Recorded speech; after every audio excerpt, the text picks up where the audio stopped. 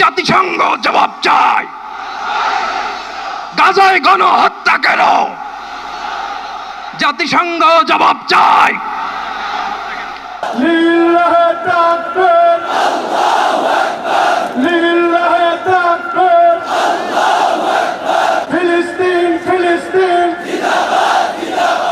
ফিলিস্তিনে ইসরায়েলি বর্বরতায় যখন নিশ্চুপ গোটা বিশ্বের মুসলিম রাষ্ট্রগুলো, তখন বাংলাদেশ জানিয়ে দিল রুখে দাঁড়াতে হবে এই আগ্রাসনের বিরুদ্ধে। ফিলিস্তিন ফিলিস্তিন,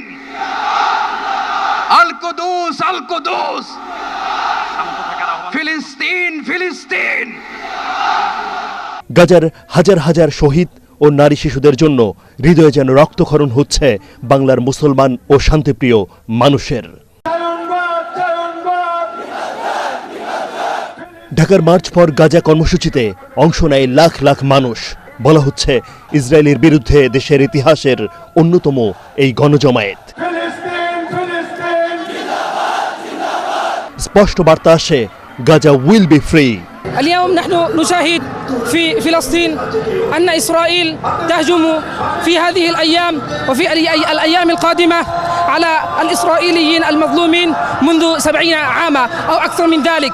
যে জমায়েতের শুরু হয় সকাল থেকেই, দুপুর না হতেই সোহরাওয়ার্দী উদ্যানের এই গণজমায়েত ছড়িয়ে পড়ে Ramna park, press club Paltan, Shahbag, Bangla motor সহ পুরো ঢাকা শহরে।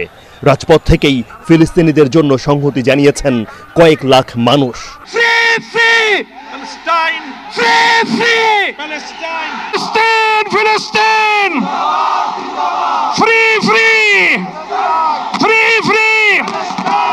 দুপুর হতেই একে একে ছুটে আসেন ইসলামিক আলোচক মিজানুর রহমান আজহারি, শেখ আহমদুল্লাহ, বিএনপির সালাউদ্দিন আহমদ, জামাতে ইসলামের মিয়া গোলাম পরওয়ার, এনসিপির হাসনাত আব্দুল্লাহ সহ দেশবরেণ্য ইসলামী চিন্তাবিদরা।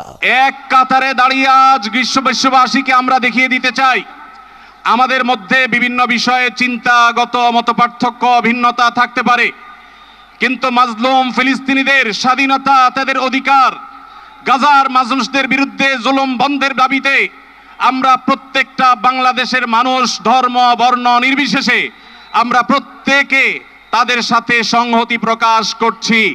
আজকের এই মহাসমুদ্র, জনসমুদ্র ফিলিস্তিনের প্রতি, আল আকসার প্রতি বাংলাদেশের জনগণের ভালোবাসার বহিঃপ্রকাশ।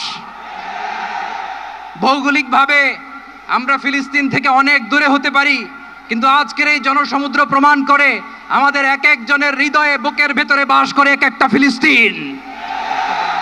আমাদের হৃদয়ে বাস করছে এক একটা গাজা, আমাদের হৃদয়ে বাস করে এক একটা আল কুদস। চিৎকার করে বলুন ঠিক কিনা?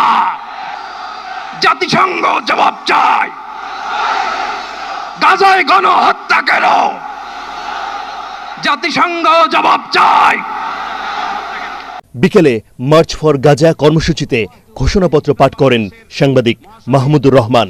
এই বিশ্ব ব্যবস্থা দখলদার ইসরায়েলকে প্রশ্নবিদ্ধ না করে বরং রক্ষা করার প্রতিযোগিতায় নেমেছে, সেহেতু আমরা জাতিসংঘ ও আন্তর্জাতিক সম্প্রদায়ের প্রতি জোরালো দাবি জানাচ্ছি। এক, জায়নবাদী ইসরায়েলের গণহত্যার বিচার আন্তর্জাতিক আদালতে নিশ্চিত করতে হবে। দুই, যুদ্ধবিরতি নয়, গণহত্যা বন্ধে কার্যকর ও সম্মিলিত পদক্ষেপ গ্রহণ করতে হবে। ইসরায়েলের সাথে অর্থনৈতিক, সামরিক ও কূটনৈতিক সকল সম্পর্ক অবিলম্বে ছিন্ন করতে হবে। দুই, জায়নবাদী রাষ্ট্রের বিরুদ্ধে বাণিজ্যিক অবরোধ ও নিষেধাজ্ঞা আরোপ করতে হবে। ইয়া আল্লাহ, আপনি মেহেরবানি করে এই প্রতিবাদ মিছিলকে কবুল করেন।